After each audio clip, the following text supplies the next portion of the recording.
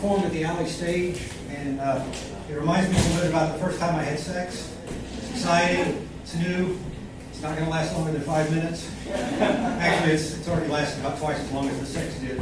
But this may come as a surprise to you based on my youthful appearance. I'm going to be a grandfather soon. Yeah, thank you very much. And I've got to pick out, this is my first grandchild, so I have to pick out a grandfather name for the kid to use. And my wife wants me to pick a fun name, something like Goompa or Peepaw or something like that. But I don't want to pick a fun name. I want to pick a name that reflects my personality. So I'm leaning towards Psycho, maybe Viper.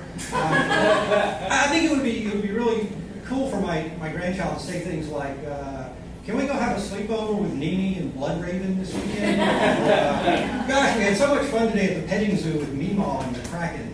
And even though these are all obviously fantastic grandfather names, I'm getting a lot of pushback from my family. In fact, the only one who is supporting me is my son-in-law, Snake.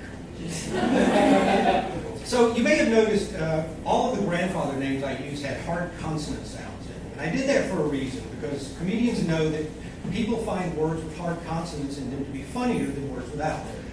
That being said, there are some words that have hard consonants that you just shouldn't say under any reason, under any circumstances. And the C word is one of those words.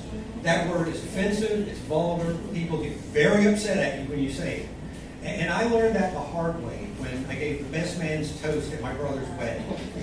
And looking back, I should not have used the C word when referring to the bride. That's my bad. The toast would have gone so much better if I had just done like everyone else in my family and called her a bitch. So recently I found out that, earlier this year actually, I found out that I am on the autism spectrum. And I have mild autism, which is to say I have useless autism. I am just autistic enough to be annoying, but I'm not so autistic that I can profit from it in any way.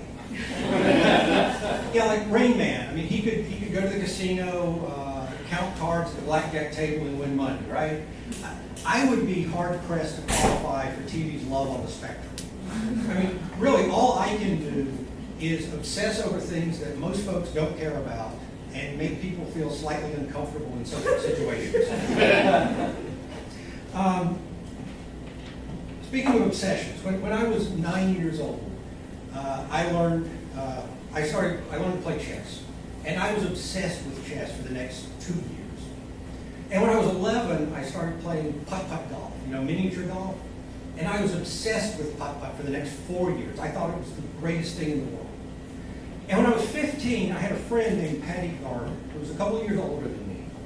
And one day we were at Patty's house, and she showed me her breasts. And let me tell you, Patty's breasts interested and excited me way more than putt-putt ever had. And right then and there, I stopped being obsessed with putt-putting, and I became obsessed with breasts instead. And I thought about breasts all the time.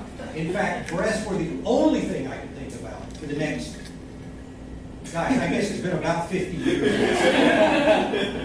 Now, as an aside, I want to point out in that last joke, I said the word breasts a number of times, and I could have said the word tits, and I could have said the word boobs, and those words would have been funnier because they had hard consonants in them.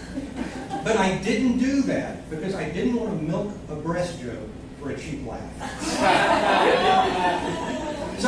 But getting back to my autism.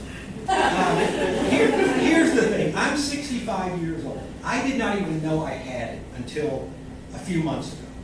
But it turns out that my wife, who has a PhD in psychology, figured out I had it about 20 years ago.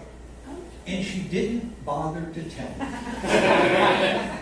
And I don't know why she decided to keep it a secret for so long, but the joke's on her. Because the other night, we were in bed together, and I felt a lump on one of her breasts, and I'm going to wait 20 years to tell her about it. And then we'll see how she feels about keeping secrets. Thank you very much. My name is